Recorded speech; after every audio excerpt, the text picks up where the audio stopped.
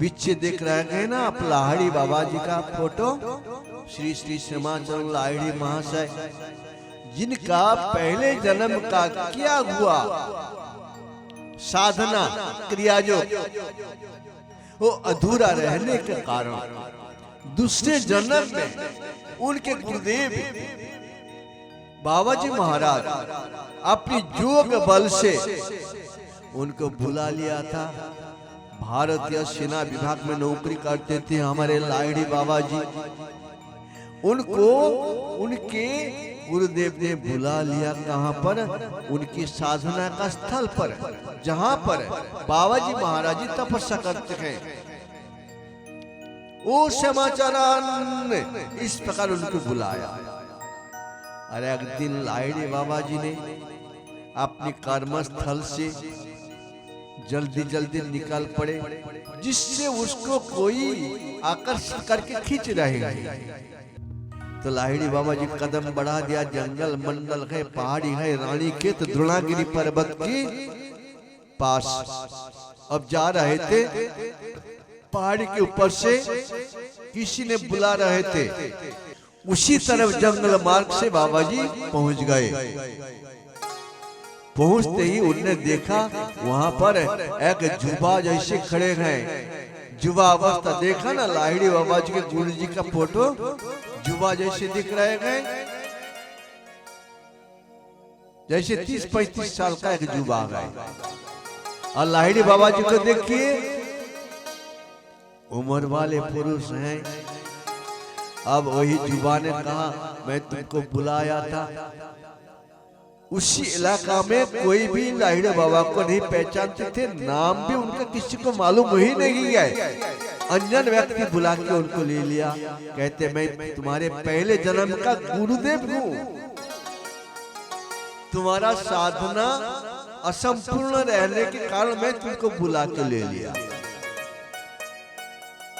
उनके कुछ वस्तु खाने के लिए दिया। लाहिड़ी बाबा ने उसको पा लिया और पाते ही उनने वही गुफा के भीतर घुस गए। घुसते ही उनने बता दिया ये आसन पर तुम बैठो, पहले जन्म का तुम्हारा आसन है और पहले जन्म का तुम्हारा ये कमंडल है। लाहिड़ी बाबा बैठ जाते ही पहले जन्म का जो कुछ किया था सारे के सारे याद आने लगा। लाहिड़ी बाबा लौट के नहीं आना चाहते थे, मैं घर लौट के नहीं जाऊं, किंतु उनको गुरुजी ने कहा तुमको घर जाना पड़ेगा और परिवार के साथ रह करके ही तुम ये साधना साधो, जिससे तुम्हारा साधना पूरी हो जाएगी और जीव का कल्याण के लिए क्रियायोग तुम वितरण करना। और क्रियायोग वितरण करने से श्रीमद् भगवद गीता जी में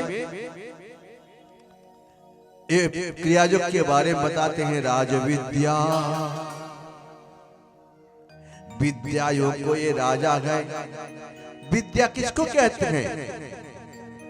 विद्या कहते हैं जिससे पढ़ाई से मुझे आत्मज्ञान मिलेगा। आत्मा क्या है?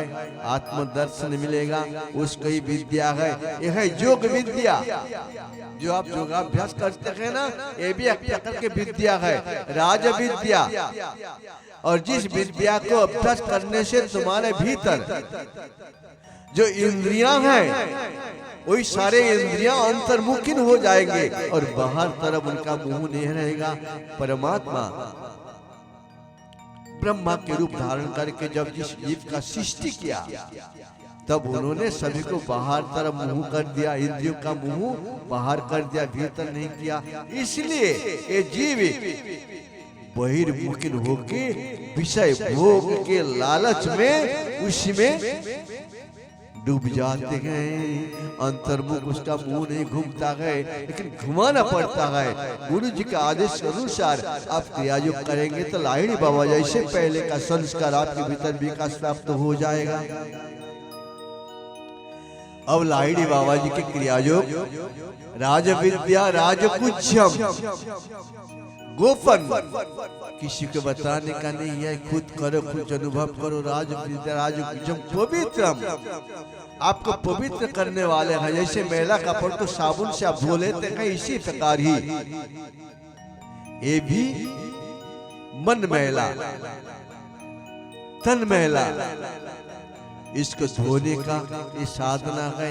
प्रतिदिन बाहरी जल से धो ले सकते हैं बाहर शरीर को, लेकिन मन का मैला जब तक नहीं धोएंगे तब तक आपसे कल्याण होने वाला नहीं है।